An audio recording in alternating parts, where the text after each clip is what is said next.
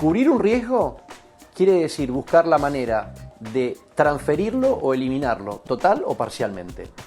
Para ello tenemos dos grandes caminos. Uno es disminuir su probabilidad de ocurrencia y el otro es disminuir el impacto en la empresa. Dado que los riesgos tienen diferente naturaleza y formas de manifestarse, es necesario que seamos capaces de conocerlos adecuadamente para poderlos mitigar. Esto implica, primero, comprender si el riesgo es un evento que ocurre o no, o una volatilidad. Segundo, conocer la naturaleza de la posición de riesgo subyacente, es decir, ¿es una posición long o una posición short? Tercero, estimar la magnitud del impacto. ¿Una pequeña suba produce un pequeño efecto o es necesaria una fuerte suba para que el efecto se manifieste? Cuarto, es indispensable saber en dónde se manifiestan los efectos de ese riesgo. ¿Es en el flujo de fondos? ¿En el valor de la empresa? ¿En su reputación? ¿En su competitividad? ¿En su capacidad de reclutar y retener talento?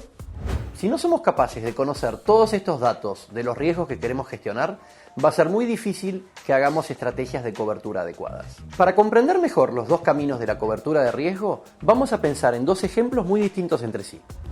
Ejemplo 1. Un incendio en una planta industrial. Ejemplo 2.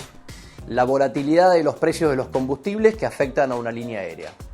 Para disminuir la probabilidad de ocurrencia de un evento, solemos usar estrategias que hacen que el mismo ocurra con una menor probabilidad o frecuencia. A. Para disminuir la probabilidad de un incendio en una fábrica, usar materiales ignífugos en la planta o invertir en un nuevo sistema eléctrico más seguro. Para disminuir la probabilidad de que el precio del combustible afecte a una línea aérea, fijar los precios de los combustibles usando alguno de los instrumentos derivados diseñados para ese fin. Para mitigar el efecto del riesgo en la empresa, podemos usar estrategias como A.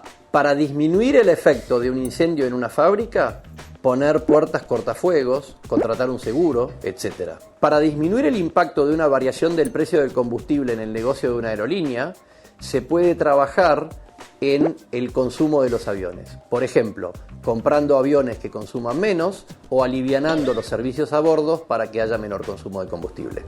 Analizando la naturaleza de los ejemplos que acabamos de presentar, vemos que la protección es efectiva dependiendo qué es lo que queremos proteger en la compañía.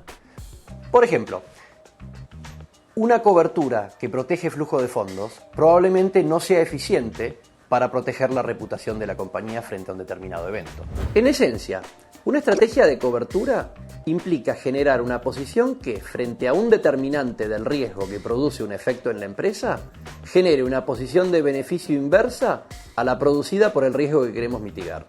Supongamos que cuando ocurre el evento A, la empresa sufre una pérdida.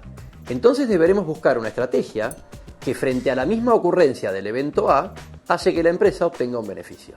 Para esto, contamos con tres grandes grupos de herramientas de cobertura. Tenemos